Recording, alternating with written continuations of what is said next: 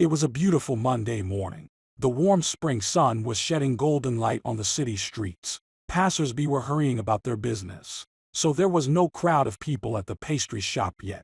Vivian, the overweight saleswoman, who was wearing a lot of makeup, was bored, sipping coffee from a plastic cup and counting yesterday's cash. Then an elderly woman approached the pastry shop. She was about 70 years old, wearing an old, shapeless dress and a raincoat that had gone out of fashion a century ago. Her shoes were stubby, and her handbag looked ridiculous and had cracked handles. The poorly dressed woman looked at the pastries and the price tags, and counted the coins in her palm. Then she approached and begged, "Good morning, excuse me please. I wanted to buy bread, but I'm a little short of money. Could you please sell it to me at a cheaper price and I'll bring the rest of the money tomorrow? I'm so hungry." "Don't worry, I really will bring the rest of the money tomorrow. Don't doubt it," Vivian grimaced. She was so sick of those pathetic beggars. They're always trying to get something for free. She barked angrily. "I'm not a millionaire either, and I'm not going to pay for everyone out of my own pocket. Woman, get out of here, and don't bother me. I'm not going to sell you anything." And then, a very impressive lady, a businesswoman in her 40s, got out of a fancy car. Her name was Eileen. She always bought the most expensive and fresh-baked goods at this shop. She was a very profitable customer. The saleswoman immediately smiled at her and was ready to serve her to the highest standards. The rich woman was talking to someone on the phone. "Yes, Martin, let's discuss everything about the order on the conference call. It's not convenient for me to talk right now. Prepare all the information. Yes, in 2 hours, okay. And please connect me with Gordon. We need to discuss a couple of things." While the lady was talking over the phone, the saleswoman began to literally chase the poor old lady away, telling her not to expect anything here. The saleswoman was sure that the rich customer would be frightened of this old beggar. Vivian involuntarily admired this gorgeous lady. She was dressed in very expensive and stylish clothes. A beige cashmere coat, suede boots, and a bag of a very expensive brand. She had flawless light makeup on her face, and her shoulder-length hair was shimmering in the sun. The seller enviously thought, lucky people. I'll never live like this." Eileen took a glance at the old woman during the conversation, just an ordinary, poor granny, obviously in need of money. Nothing special. The only thing that surprised her was an unusual pendant on the stranger's neck, a drop-shaped pendant of warm sandy color, made of real amber. The chain had an unusual weave, the kind you rarely see anywhere. "I've seen it somewhere before," Eileen thought casually, but this idea slipped away from her as she talked over the phone. The woman approached the pastry shop and politely said hello. "Good morning, Vivian. Can I get a French baguette, as usual? 3 vanilla cinnamon buns, and a couple of croissants with sweet cream for the girls, please." The saleswoman immediately handed it all to her, saying, "Good morning. Here, I've already packed everything. I remember your preferences. Bon appetit. Everything is fresh, as always." Eileen smiled and handed the seller a banknote, put the pastries in a bag, and started to walk away from the shop. Suddenly, the saleswoman called out to her, "Wait, you forgot to get your change." But the woman only replied, "No need for change, just sell that granny some bread, please. I think she is really hungry. Have a nice day." The saleswoman waited until the rich woman's car disappeared around the corner, then packed the cheapest loaf of bread and called an old woman who was standing nearby, timidly stomping on the spot. "Here, that rich woman paid for you. But please, leave now. Have a good day." The old woman thanked everyone heartily. "Thank you very much. There are still kind-hearted people in the world." The seller carefully put the rest of the money in her purse. "That's enough for this beggar. But I have children. I need to feed them." Eileen arrived home. She had just returned from a business trip, and her 19-year-old daughter ran out to meet her. Kaylee immediately hugged her mother. "Hi, Mommy. I missed you so much. I smell cinnamon. Did you get my favorite buns? How was your trip?" Eileen kissed her daughter. "I missed you too, sweetie. Why aren't you at the university? I only came to take a shower and change my outfit. And then I have to go to the office. I have a lot of things to do. The girl replied sadly. Today classes start later. Uh, it's always like that. You just got home, and you already have to go to work again. At least eat something. I'll warm up some soup and make you some coffee. I know you'll be hungry all day again. Eileen smiled. Thank you for your care, sunshine. Please make sure you keep one of the buns for Grandma Molly. By the way, where is she, our housekeeper? The daughter started fussing in the kitchen and replied. She went to the market in the morning. You know her, she always needs fresh groceries, and you know how much she likes to bargain. Eileen took a shower, had breakfast with her daughter, put on a fresh blouse and skirt, and waved goodbye to Haley before heading off to work. Her day was scheduled by the minute, as always. After all, she had her own successful business. She owned a cargo transportation company. It was a small company with only 6 trucks, but the profits were good. But it took Eileen years and years to achieve that. She had to start a business from scratch, establish a powerful logistics department, hire experienced managers and professional drivers, and most importantly, buy top-quality trucks so that everything worked properly. She had to control all the processes personally. Today, she thought she would come to work for just a couple of hours, but she had to deal with a lot of issues. It wasn't uncommon in her profession. Anything happens on the road. On the way home, Eileen stopped at a small cafe. It was always quiet and cozy, and most importantly, not crowded. The woman liked to just sit there in silence before diving into her household chores. She always ordered coffee and creamy dessert, and slowly enjoyed it, thinking about her life. For some reason, she thought about that old lady with the pendant. Eileen imagined the jewelry in detail, focused on it, and suddenly realized. Her memories flashed through her mind. She was standing at the doorstep. It was raining outside, and she was holding her newborn daughter, who was crying non-stop. Her mother-in-law Jill looked out the window, and seeing her daughter-in-law, she grimaced and opened the window. Why did you come here? I didn't invite you. What do you want? Eileen begged in tears. Jill, please shelter me and my daughter. We had to move out of our rented apartment because now we have no money to pay for it. And I have nowhere to go. I don't even have parents. I'm an orphan. After all, Haley is your granddaughter. I'm begging you let us stay at your place for a little while, at least until I find some accommodation. Jill's husband, Stephen, looked out the window and was about to let his daughter-in-law into the apartment because she was standing there with the baby in her arms and soaking in the cold rain. But Jill suddenly started yelling like crazy. Get out of here. You took our son away from us, and now you want to get our house. Ralph died because of you. Solve your problems on your own. I don't want to see you here. I don't even know if she's my granddaughter. And the angry woman slammed the window shut loudly, signaling that the conversation was over. Eileen stayed there a little longer, hoping for mercy, but then walked away, straight to the train station. There was nowhere else to go. This story had begun so sweetly. Eileen was flooded with memories again, and tears began to roll down her eyes.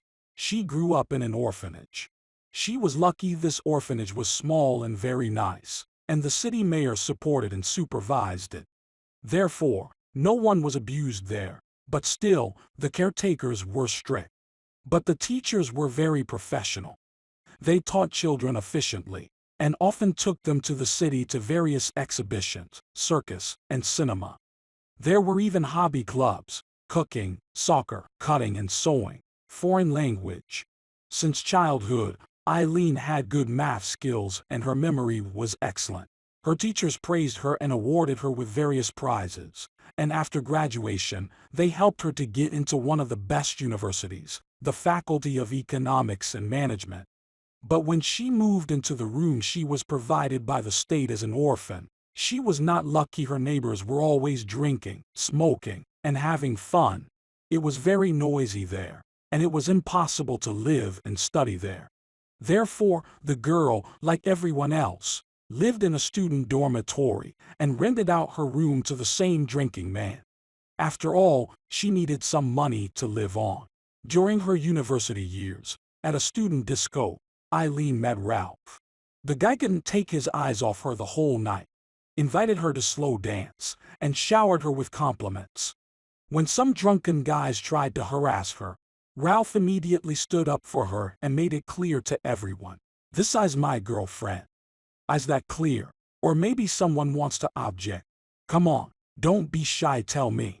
Ralph was a tough guy. He had been boxing since childhood, so no one risked messing with him. But Eileen appreciated such a noble deed. She was pleased that he called her his girlfriend. Since that night the couple began dating. Both were madly in love with each other. Ralph also studied economics in the same university. He was the best student of the faculty, the pride of the university. The guy was smart and ambitious. While still a student, he had already tried to start his own small business repairing phones and laptops. His parents were well off. His father was a chief engineer at the local factory, and his mother was a boss. Their family lived in a big, beautiful house downtown.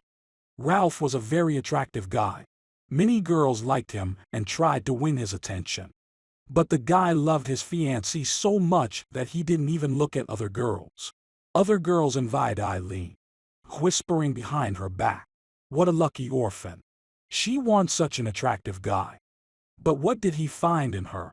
She's just a simple girl. She doesn't even wear any makeup, doesn't wear any expensive outfits, and her body is nothing special. They were wrong because for Ralph, Eileen was the most beautiful girl. He couldn't stop looking into her deep blue eyes, touching her wheat-colored curls, and murmuring words of love. He was so sick of arrogant, brazen girls who were ready to jump into bed on the first date. Their eyes were empty. All they talked about was fancy clothes. Eileen was completely different. Soon Ralph asked her to move into his rented apartment. He preferred not to live with his parents. Eileen kept wondering, "Why do you even need to spend money on renting an apartment? Your family has a huge house." "I don't understand, Ralph." But the guy always evasively answered, "My mom is a very complicated person. I don't know how to explain. She loves me so much that she just suffocates me with her care. Does not let me breathe." The girl replied dreamily, "Ralph, you don't understand how happy you are. I would give anything for my parents to love me so much. But I'm alone." The boy hugged his beloved tightly. "You are not alone anymore. Now you have me. I will be your protection and support. I love you, Eileen." Their rented apartment was always perfectly clean. The girl quickly learned to cook, and often pleased her beloved with new recipes. She didn't succeed at everything on the first try, but she did everything with sincerity and love. The guy's intentions were serious, and soon he invited Eileen to his parents' house for dinner. The girl behaved modestly and respectfully, but despite this, she immediately felt a certain coldness and indifference from Ralph's parents, especially after she mentioned that she was an orphan. Ralph's mother, Jill, behaved especially rudely, always trying to offend the girl. She said many times that it wasn't clear what kind of genes Eileen had and that she wanted grandchildren, but someone like Eileen couldn't give birth to smart and healthy children. She said that her son provided for her and fed her, but Eileen only used him. It hurt the girl very much. She often cried after such attacks from her future mother-in-law. Now she understood why her fiancé didn't want to live at home. It was impossible to tolerate. His mother was so jealous of her son that she would do anything to separate them. Eileen thought with horror. How could they create a family if her fiancé's mother hated her so much? There was only one thing that comforted her. Ralph always stood up for her. He had stopped his mother abruptly more than once. "Stop talking to Eileen like that. I'm ashamed of your behavior, Mom. We love each other, and we are going to get married anyway, whether you and Dad like it or not. My fiancé is my choice, so please respect my choice. Otherwise you won't see me again." His father yelled, "How dare you talk to your parents like that? Where are you going to get the money for the wedding? Do you think your miserable university grant will be enough for that? Where are you going to live on? Your parents only wish you well and teach you how to live. But you're stubborn as a sheep, and you don't see anyone but your poor Eileen. I'm sure she's turning you against us. All the orphans are the same cunning and sneaky. She smelled money, and now she won't miss it. The young couple got so sick of these constant quarrels that they really stopped communicating with Ralph's parents and decided to achieve everything on their own. The mother-in-law called from time to time, making hysterics and demanding that her son should immediately break up with this fool and come back home. But Ralph was adamant. He realized he could not obey his mother. It was his own life, and she had no right to manipulate him. Eileen decided to sell her room, as it was impossible to live there anyway, and they invested the money in Ralph's new business. They rented an office, bought everything they needed to get started, and even had a modest wedding. It was so nice and fun. They had a barbecue, went swimming, sunbathed and sang songs under the guitar by the fire. And then they kissed and loved each other until sunrise. It was so romantic, and they both remembered it as the best day of their lives. At first, family life was very difficult. They were always short of money and had to deny themselves everything. But the couple did not lose heart, but only worked even harder. After graduation, Eileen worked as an accountant, but she secretly dreamed of starting her own business. But so far, there was no money for it. 3 years flew by like a day. The family lived peacefully, with almost no quarrels, managed to buy a used car, and now Ralph was saving money for their own apartment. Moreover, he was offered a very promising position, the head of the sales department of the company specializing in rare industrial metals. They promised very good salary and great career opportunities. The man decided to take a risk. He had high hopes for this business, so he sold his small laptop repair business and invested the money in the shares of the company because the dividends were expected to be good. But Eileen was against it and tried her best to talk her husband out of it. Honey, maybe you shouldn't be in such a hurry. Why sell the repair shop? Try to work at the new place for a while, and then you'll decide whether it's worth it or not. But Ralph excitedly explained to her, Eileen, don't you understand? I have such a great chance to change everything in my life. I can't miss this chance. I've been dreaming of a job like this for a long time. I didn't go to university for nothing. I've calculated everything. We'll invest our money, and next year everything will pay off. We'll buy a nice apartment downtown and go on vacation abroad. Trust me, honey, I can sense a profitable business since university, you know. The woman was used to always supporting her husband, so she agreed with his decision, but her heart sensed trouble. It felt as if they were jumping off a cliff somewhere into the unknown, and soon another important event happened. Eileen realized she was pregnant. When she brought home the ultrasound picture with a tiny dot where the baby was, her husband almost jumped joyfully. Ralph was beyond happy. He had always dreamed of having children, and he had always wanted a big family. He began to take care of and protect his beloved even more, worked even harder, often stayed late, went on endless business trips, and often didn't get enough sleep. The man wanted to show his best side, to be noticed by his bosses, to get promoted. But Eileen was very worried about her husband. She could see that he had taken on too much responsibility. Ralph looked worse and worse, lost a lot of weight, and had dark circles under his eyes from fatigue. She tried to tell him, stop, my love, please stop. But he didn't listen. And lately, he was gloomy all the time, thinking about something. But he didn't want to share his worries, and only answered briefly, don't worry, sweetie, there's just a slight misunderstanding at work. Things will get better soon. How is our little baby? Kicking in mommy's belly. Let me listen. I can't wait to see our baby. Just imagine how we'll walk with a stroller, kiss our baby. Unfortunately, Ralph was not destined to raise his baby. Nobody expected such a disaster to happen to their family. That evening everything was as usual. Eileen was waiting for her husband from work, setting the table, and doing household chores. She looked at the clock. Ralph should have been home hours ago. She kept waiting, but her husband wouldn't come. The woman became nervous and called him, but his phone was unavailable. Eileen rushed around the kitchen anxiously, even went outside a couple of times and waited for him there. But it was already night, and her husband was still not home. Terrible thoughts were popping into her head. Where is he? Why is the phone unavailable? It has never happened before. What if something bad happened? I hope he'll come back soon. I'm so scared. But in the morning, the terrible call sounded like a gunshot. Her beloved died, and it was a ridiculously stupid death.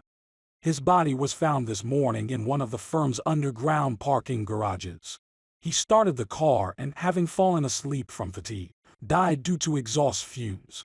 Eileen couldn't believe it. It's just not possible. Last morning her husband had kissed her before leaving for work, and today he was already gone. When Eileen came to the morgue to identify the body, she fainted a couple of times. She couldn't believe that the body they were showing her was Ralph. Eileen screamed wildly, "No, that's not my Ralph. He'll come home from work soon. I even made breakfast for him." "You're lying to me. Ralph couldn't die and leave me alone." "It's not true. They gave her a sedative." Everyone around felt compassion for the pregnant woman, but her mother-in-law blamed her for her son's death, shouting right at the funeral, "You killed him. My son died because of you. You drove him to the point that he worked without rest and fell asleep after barely getting into the car.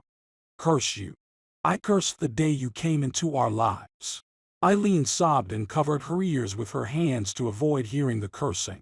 She whispered, "How can you say that? I loved Ralph. I'm carrying our baby under my heart. Why do you say such terrible things?" But Jill rushed to her daughter-in-law with fists and wanted to attack her. And no one knows how it would have ended if people had not dragged her away in time. Eileen felt unwell. She felt sharp pain in her back and abdomen and slowly sat down on the ground. The ambulance took her to the hospital from the cemetery.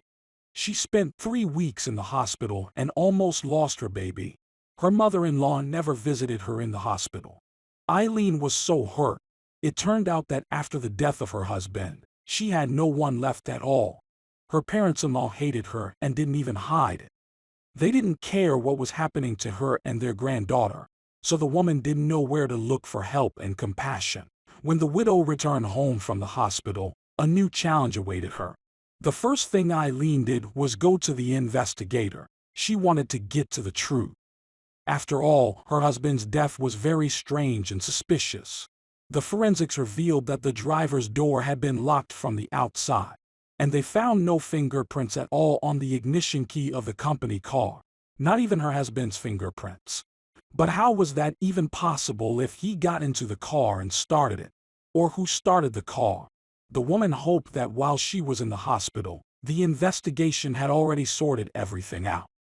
But they told her indifferently that the case was closed, that it was an accident, and that there was no reason to suspect otherwise. Allegedly, the initial forensic examination was inaccurate. She argued and insisted on further investigation, but the investigators only said irritably, "Lady, please don't scream here and calm down. In your situation, you should think about your baby, but you only go to the police every day. We are very sorry. It is terrible to lose a breadwinner, but everything is clear. Your husband was exhausted and fell asleep in the car. It happens." Eileen couldn't prove anything, so she had to accept it and learn to survive on her own. It is scary when you are alone, and no one cares about you. And you have a baby under your heart, so you're responsible for 2 lives at once. The money that had been saved by her husband was enough just for the funeral and childbirth. She had no idea what to do next. No one picked her up from the maternity hospital. It was so depressing because other women were waiting for their husbands or at least some relatives and friends. Eileen looked around, hoping that her parents-in-law would come to their senses. But realizing that no one was waiting for her, the young mother slowly walked home to a rented apartment. But there were even worse trials awaiting her. While she was in the maternity hospital, she missed a payment, and she was almost out of money. The landlord was angry and told her to move out. He didn't like such troubled tenants with children. Eileen and her newborn daughter had to move out of the apartment, but she persuaded the landlord to leave her belongings there for now. He agreed because it would not prevent the new tenants from viewing the apartment. But he warned her that in a few days, she should take all her stuff away, otherwise, he would throw them in the dump. So the poor widow ended up on the doorstep of her mother-in-law's house. She didn't expect much, but she still hoped that Jill would see her granddaughter, show her mercy, and shelter her granddaughter. After all, her house was huge, there was enough room for everyone. But the heart of the evil and cruel woman didn't flinch. She kicked out her daughter-in-law. But this time she cursed both of them, mother and her newborn baby. It was so hurtful and humiliating. It was impossible to understand how there could be so much hatred in one person. Eileen remembered the despair that struck her then. Where should she go with a baby? Where would she live? The woman had almost no money left. So she went to the train station and started walking on the platform. She was on the verge of madness, rocking her crying daughter and wiping her tears. The woman was in a panic. Where am I going to spend the night? What should I do with Haley? Maybe my daughter and I shouldn't live anymore. Who needs us in this cruel world without Ralph? We'll meet him there, in heaven, and we'll be happy again, just like before. 2 hours passed. People were leaving and coming, but nobody paid any attention to the young mother. She was just waiting for something. And then an elderly lady selling mushrooms and berries on the platform called out to her. "Excuse me, miss, are you okay? Do you need any help? You don't look good. You've been here for hours, but you haven't gotten on any trains." Eileen jerked from surprise, came to her senses, sat down next to the old woman, and cried loudly, "I don't want to go anywhere. It seems my life is already over. My husband died. I have no money to pay the rent. I have a newborn baby in my arms, and when I wanted to ask my mother-in-law for help, she kicked me out. What should I do? Tell me. Nobody needs me and my daughter. Why should I live then?" The old woman shook her head and began to pack up her goods, saying, "What on earth are you talking about, sweetheart? You can do what you want with yourself. But your baby is so innocent. Your baby deserves to live. I understand your grief. I lost someone close to me once, and I know what it's like. But you can't give up. You have to fight, not for your own sake, but for the sake of the baby. You can always find a way out. You're still young, you have your whole life ahead of you. Don't even think about death." Eileen laughed hysterically. "The way out? It's a dead end. Should I become a bum now? Sleep on the heating mains? I'd rather die than condemn my daughter to such a pathetic life. My mother-in-law hates me, but I'm okay with that." But it turned out that she didn't even need her granddaughter. "I have nowhere to go, nowhere at all. I'm alone." The old woman saw that the girl was decent, well-dressed, and obviously not a thief or a swindler. She was just in trouble. Trouble can happen to anyone. Moreover, she was on the verge. She could decide to commit suicide any minute. And then the elderly lady said firmly, "Let's go to my place. I'm renting out a room in my house. It's small but clean and comfortable. I won't charge you much. I don't rent it out for money. I use the proceeds to help kids from the local orphanage. I still work there as a nurse because my pension payments are miserable. I understand what it's like to be an orphan. I've seen the broken destinies of so many poor kids. My name is Molly. On weekends, I sell goods here at the train station. What's your name? And your daughter's name?" Eileen looked at her in surprise, unable to believe that this stranger was willing to shelter her without even knowing her name. She thanked her heartily.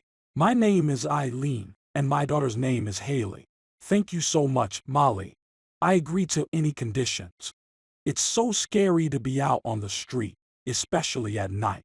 You have no idea what you're doing for me now. You're saving my daughter's life. I'm really desperate." So Eileen moved in with Molly, taking her belongings from the rented apartment. The room was small, but very cozy and clean. The women immediately became friends. and over the years they became almost a family. They made pastries together and had tea in the evening. The landlady was babysitting the baby while Eileen ran to the store. They rejoiced together at the girl's first tooth and her first step. And when Haley was already walking confidently, she liked to run to Molly's arms and hug her. Haley considered Molly her own grandmother and loved her dearly. And it felt so warm on the lonely woman's soul. She cuddled the little girl and said, "You are my dear prankster, my joy." Eventually, when the pain of loss had subsided, Eileen found the strength to open the box with Ralph's belongings, and what she found there shocked her. At first, she didn't even notice the dusty leather folder with some papers. She didn't care about any papers anymore. But then, remembering the strange and suspicious death of her husband, she pulled herself together and decided to read it. She couldn't believe her eyes. There was dirt on the managers of the company where her husband worked. It turned out that the managers were involved in criminal activity. They were stealing part of the cargo because rare industrial metals cost a fortune. The owner of the company obviously was not aware of these schemes, but her husband found out. That's probably why he was killed. Eileen found a notebook with some incomprehensible notes and coordinates. Judging by the date at the bottom, the notes had been made the day before Ralph died. That's when Eileen realized why her husband was so gloomy before his death. He already realized that he was involved in a criminal activity and that there was no way to get out of it safely. That's when he made the tragic decision to hide part of the cargo, marking it and encrypting it in his notes. But he didn't know that the criminals had been following him all this time. When they realized that some of the stolen cargo never reached its destination, they quickly got rid of Ralph.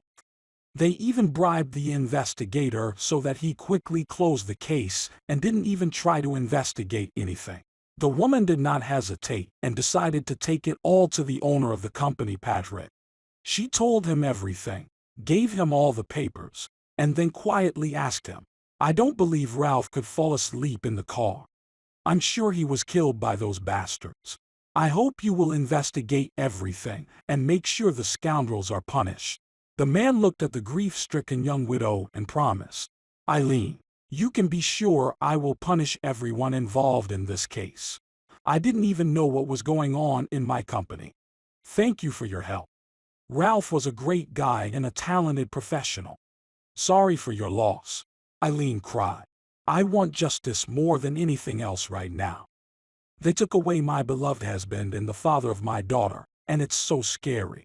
Patrick really started to investigate it, demanded that the police reopen the case, and the entire criminal syndicate from his company went to jail. Not only that, but those incomprehensible notes of Eileen's husband turned out to be the coordinates of a part of the cargo, which Ralph had managed to hide and save. He was going to tell Patrick everything, but they killed him. Patrick was very grateful to the widow and paid her a decent bonus. But Eileen was in no hurry to spend the money she deposited it in the bank.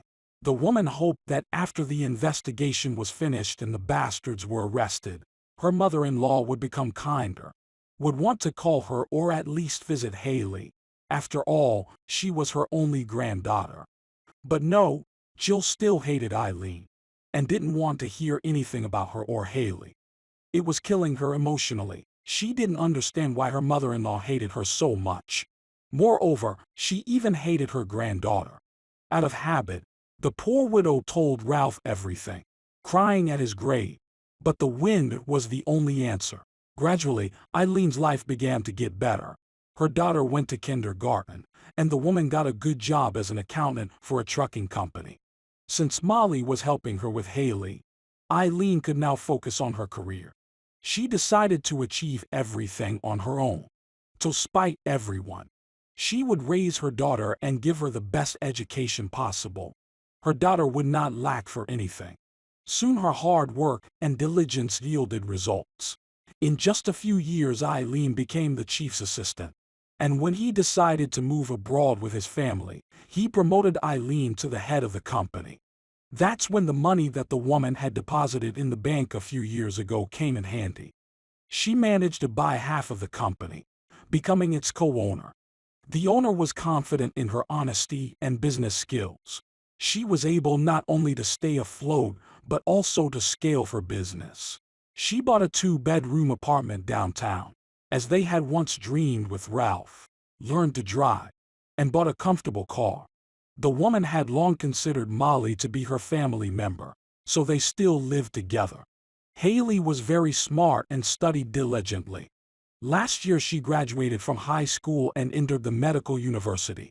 The girl dreamed of becoming a doctor since she was a child. Eileen didn't even realize that she already turned 43. She never got married again, and she could not fall in love with anyone after Ralph. He remained in her heart forever. Eileen put a beautiful monument on his grave, often went to the cemetery, sat on a bench near the fence, and told him everything. She believed that her beloved was there, in heaven, listening to her, and that he was happy for her and their daughter. Also, Eileen took care of Molly. She always remembered who had saved her life, who had helped her in the most difficult moment. Years were taking their toll. The old woman was often sick and was already weak. But Eileen bought medicines and vitamins for Molly, and paid for her checkups. In all these years, her mother-in-law never bothered to check on her granddaughter, never called to find out how they were doing. Eileen was deeply resentful, and thought that Jill was heartless. And today Eileen finally saw her. That poor beggar at the pastry shop, that was definitely her mother-in-law. The woman's first thought was, oh, fate is so fair. Years ago Jill didn't consider me a human being, reproached me for being an orphan, and now she's begging for bread. She deserves it. Maybe she'll finally realize how cruel she was to her son's family. Eileen was not used to keeping everything inside. She always shared everything with her family. And this unexpected meeting with her mother-in-law made her very emotional, bringing back unpleasant memories. The woman came home and after dinner with her family told them everything. Can you imagine? I didn't even recognize her. I was sure it was just some beggar, but the pendant caught my eye. It's her family pendant. She never parted with it. Jill is obviously poor, asking for money for bread. Am I supposed to feel sorry for her? No, I won't. She never had mercy on me. She only cursed me. If it wasn't for you, Molly, Haley and I would be lost. You're my family. And I won't feel sorry for her. Haley asked cautiously. So you've met my grandmother. Well, I wonder what she's like. Do I look like her? How can I find her, Mom? I'd like to meet her. Suddenly Eileen became angry. Why, darling, tell me, why? There's nothing to talk to her about. She's hurt me so much. I'm certainly not going to look for her, Haley exclaimed. Mom, but that's not right. You're the one who taught me to forgive and to try to help people. What about yourself? You don't have to make friends with her. But what if she really needs help? Eileen fell silent. She expected her daughter to be on her side. But that's not what happened. Molly was silent for a long time, and then said quietly, I understand you better than anyone. And you're right about everything. But I want to tell you something. I'm not a saint either. I wasn't always lonely. I had a daughter, Vivian. I loved her dearly. We lived poorly, but she always wanted expensive toys, beautiful outfits, and a cool phone. When Vivian was 16, she started hanging out with a bad crowd, neglected her studies, and then started stealing everything from home to buy drugs. I was stupid and didn't realize what a disease it was, what a terrible addiction. I scolded my daughter, argued with her, and tried to talk sense into her. I was terribly ashamed that I had such a bad daughter. That day we had a fight. I cursed her too. I thought she was doing it to spite me. And then Vivian ran off to her friends, and I never saw her alive again. It turned out that Vivian overdosed that night. If you only knew how much I regretted all these years that I hadn't hugged her then, hadn't tried to help her, to understand her soul. But I had no idea it was the last time I'd see her. I don't know why I'm telling you this. It's up to you whether to talk to your mother-in-law or not. But I know for sure that everyone can make mistakes. And everyone deserves to be forgiven. But no matter what, A granddaughter has the right to see her grandmother. Eileen was up all night, thinking about everything. The first thing she did in the morning was drive to that pastry shop again, hoping to see Jill. Why? She didn't know why. Just to look her in the eye, to talk to her. The woman waited for over an hour, but the old woman never showed up. Then Eileen went to her mother-in-law's old house and knocked, but some strangers opened the door and told her that the house had been sold long ago. They didn't know where the previous owners had gone. Eileen got worried. How could it be? Ralph's parents had such a nice house, and they loved it. Besides, they were very wealthy. What could have happened? Why had her mother-in-law become a beggar? For the entire next week, Eileen would come to the pastry shop every morning, hoping to see Jill again. And finally, she saw her. She looked closely, and it was her, even though she had aged a lot.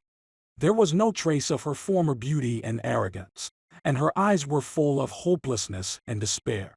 Eileen exhaled. Her heart was racing, but she had already made up her mind. So she boldly approached the old woman. "Hello, Jill. Do you recognize me?" The old woman looked at the business lady in surprise for a couple more seconds and then said, "Eileen, is that you? Jesus, how beautiful you are. You've changed so much. It's so wonderful that we've met. And God, this is so hard for me to say it.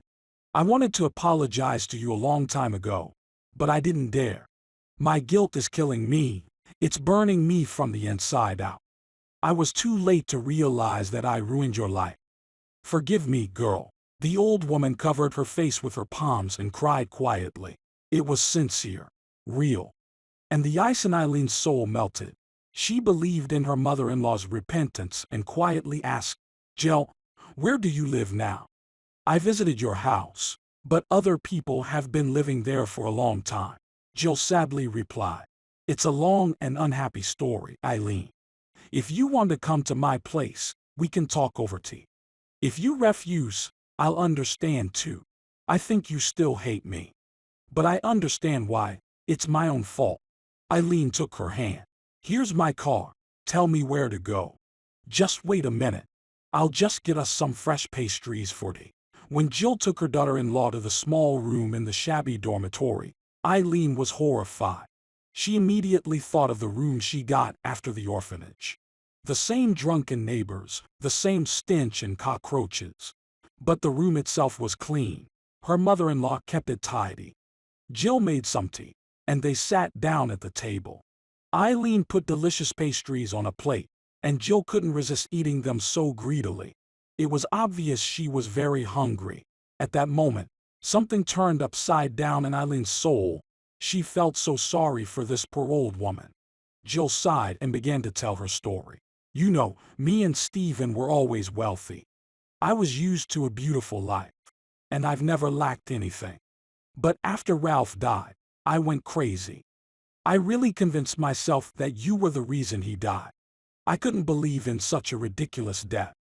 And when I kicked you out with my granddaughter, Stephen scolded me for a long time.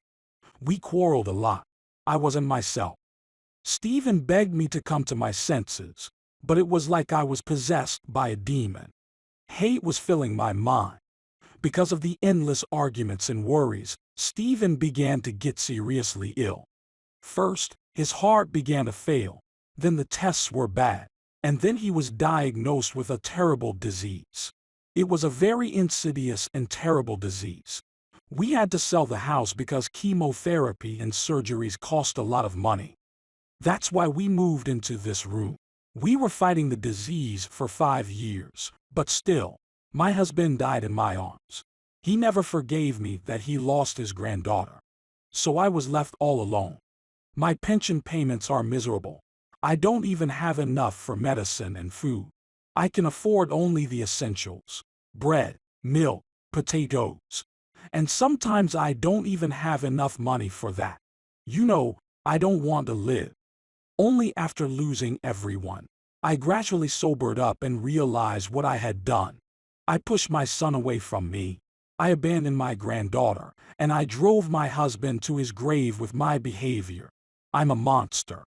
You know, Elf often comes to me in my dreams. He looks at me reproachfully and keeps repeating the same thing. Mom, how could you? And I feel so bad, so ashamed of everything. I confessed, and I feel a little better now. Eileen was shocked. It was as if she was talking not to her mother-in-law, but to a completely different woman in whom there was no anger, no hatred. Even her eyes had changed. It was clear that her mother-in-law was sincerely sorry. Meanwhile, Jill asked timidly, "How is my granddaughter doing? What is her name? She's all grown up now." "Eileen, tell me a little about yourself. You are so beautiful. What are you doing in life?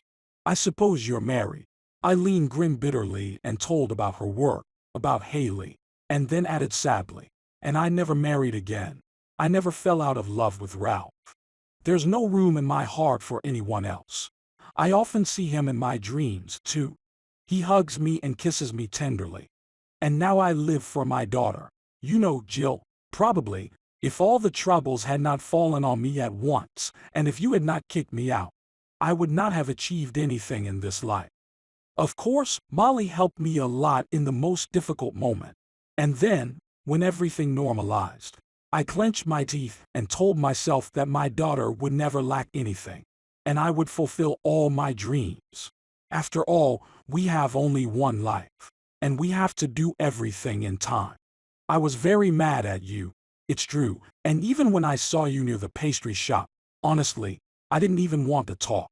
But you know, my daughter turned out to be wiser than me and said that she really wanted to meet her grandmother. If you want, me and Haley will come over tomorrow, and I'll introduce her to you." I thought about her words for a long time and realized that everyone can make mistakes, but everyone deserves a second chance. Even today, I wasn't sure our conversation would work out, but now I see that you are sincere, and I believe you. After all, Jill, we are family. We need to forgive each other, to be friends and help each other, not fight. The women hugged each other. Jill cried and stroked her daughter-in-law's head. "Thank you, Eileen. Thank you for finding the strength and mercy to forgive the old wicked woman. You can't even imagine how much easier it made me feel. As if a huge stone was lifted from my soul. Of course, come to visit me anytime. I'll be very happy. After all, I have no one but you and my granddaughter. Maybe we can start all over again, become family. I want that so much. It's so scary to be alone in old age." Eileen patted her on the shoulder. "Of course we can, Jill. We can start all over again." Strangely enough, after talking to her mother-in-law, Eileen also felt better. The resentment and anger suffocating her all those years began to subside, and the harmony and tranquility replaced it. The next day, after work, she and Haley went to see Grandmother Jill, buying a bag of groceries and a big cake on the way. When Jill saw her beautiful granddaughter, she splashed her hands. "My God, my granddaughter, my sweet girl. You look just like your late father. You have Ralph's eyes. His cheekbones and hair were exactly the same. Let me hug you." "I'm sorry, Haley. I abandoned you. I didn't visit you at all. I was so wrong. Will you forgive your stupid grandmother?" Haley wiped her grandmother's tears and whispered, "Don't worry, I don't blame you at all. All your fights with Mom don't affect me in any way. You're my grandma. Do you have pictures of Daddy? Can I see them? I've never seen him, but my mom told me a lot about him. She still loves him very much." "We have no pictures, but I would be happy to know everything about Daddy." Jill fussed, opened an old cabinet, and pulled out a dusty album. She flipped through the pages excitedly and told her granddaughter, "Ralph is 1 year old in this picture. Isn't he cute? He's so chubby here. He loved to eat so much, and he never misbehaved. And this is a picture we took when he went to school." Haley laughed. "Such an important, serious daddy." "Oh, who's that?" Jill replied. "This is your late grandfather, Stephen. Unfortunately, he's not with us anymore. And this is your parents getting married. My son left me this photo as a keepsake. You know, we weren't invited to the wedding. But it was our own fault." Jill cried bitterly again.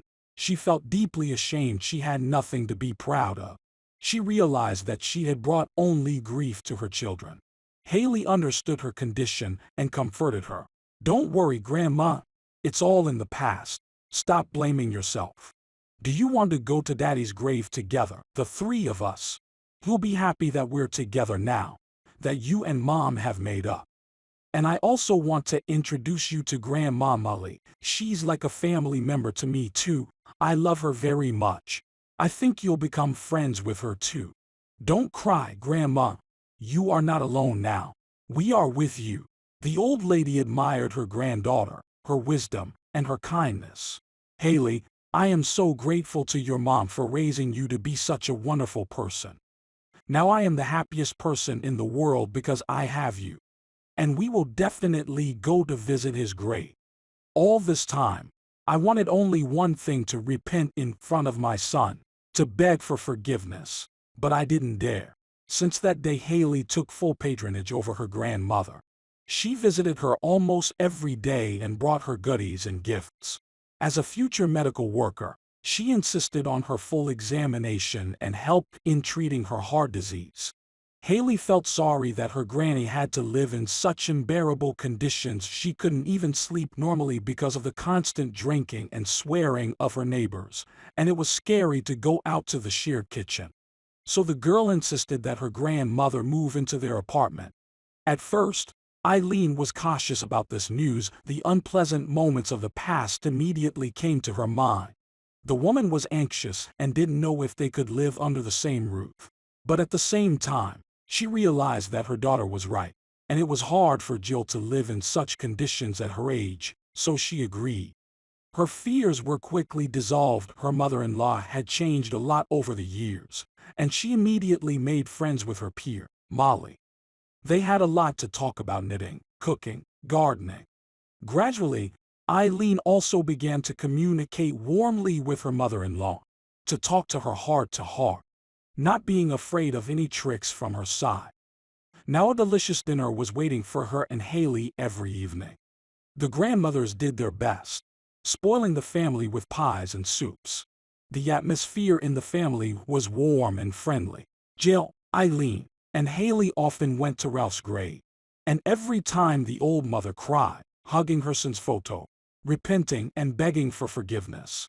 But she was endlessly happy that now she had such a friendly family, where everyone sincerely loved each other. Finally, her son heard her and forgave her. Jill had a wonderful dream. Ralph didn't blame her as before, but smiled warmly and said, "Thank you, Mom. Now I am calm." The woman woke up with a smile and immediately realized it was a sign. Ralph was no longer angry with her. Her son had forgiven her. Now she felt peace in her soul. And she was proud of her daughter-in-law and her granddaughter, and she wanted to devote the rest of her life only to them. Soon at the family council, they decided to sell Jill's room in Molly's house, which had been empty for many years, add some money, and buy a big beautiful mansion. And they decided to keep the apartment for Haley. When everyone moved into the new mansion, there was no limit to their happiness. It was so spacious and comfortable.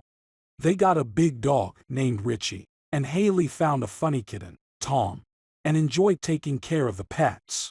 The seniors enjoyed planting roses in the garden and even made a small vegetable garden.